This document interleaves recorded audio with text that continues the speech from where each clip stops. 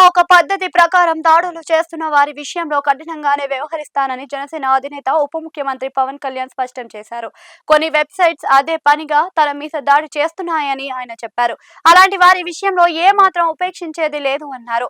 వారి మీద బలంగానే యాక్షన్ ఉంటుందని స్ట్రాంగ్ వార్నింగ్ ఇచ్చేశారు. తన దగ్గర పోగొట్టుకోవడానికి ఏమీ లేదు అన్నారు. తనను ఎంత బద్నాం చేయాలో అంతలా చేశారు అని అన్నారు.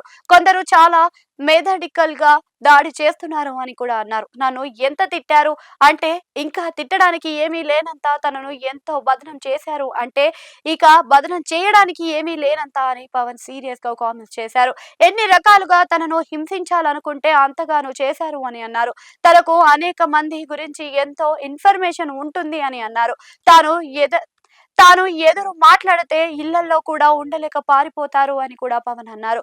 తన గొంతు అంత బలంగా ఉంటుంది అని ఆయన చెప్పారు. తన వద్ద ఉన్న ఇన్ఫర్మేషన్ ఎంత అంటే తోలు ఒలిచే అంత అని పవన్ ఘాటు వ్యాఖ్యలు చేశారు. కానీ ఎందుకంటే అన్ని ఊరుకున్నది కూడా ఇష్టం వచ్చినట్లుగా తన గురించి రాస్తూ వ్యాఖ్యల వాహనాలను పలుకుతున్నట్లుగా పవన్ ఆగ్రహం వ్యక్తం చేశారు. అందుకే తాను ఇక మీదట ఊరుకోదలుచుకోలేదని ఆయన అన్నారు. ఒక పార్టీని ఎంతో నిబంధనతో క్రమశిక్షణతో నిర్మిస్తున్నప్పుడు మన పోరాటం కూడా అంతే క్రమశిక్షణతో నిబంధనతో ఉండాలని పవన్ అన్నారు.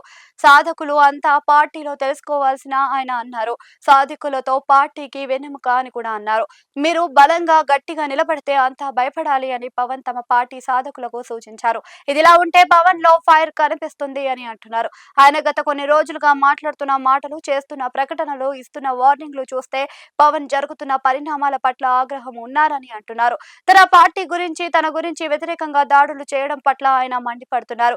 మీరు ఇష్టానుసారంగా మాట్లాడితే ఎవరు చూస్తూ ఊరుకోరని పవన్ అన్నారు. పవన్ అయితే ఎవరిని ఉద్దేశించి ఈ కామెంట్స్ చేస్తున్నారు అన్నది మాత్రం ఆసక్తికరంగా ఉందని చూడాలి. ఏం జరుగుతుందో చూడాల్సి ఉంటుంది.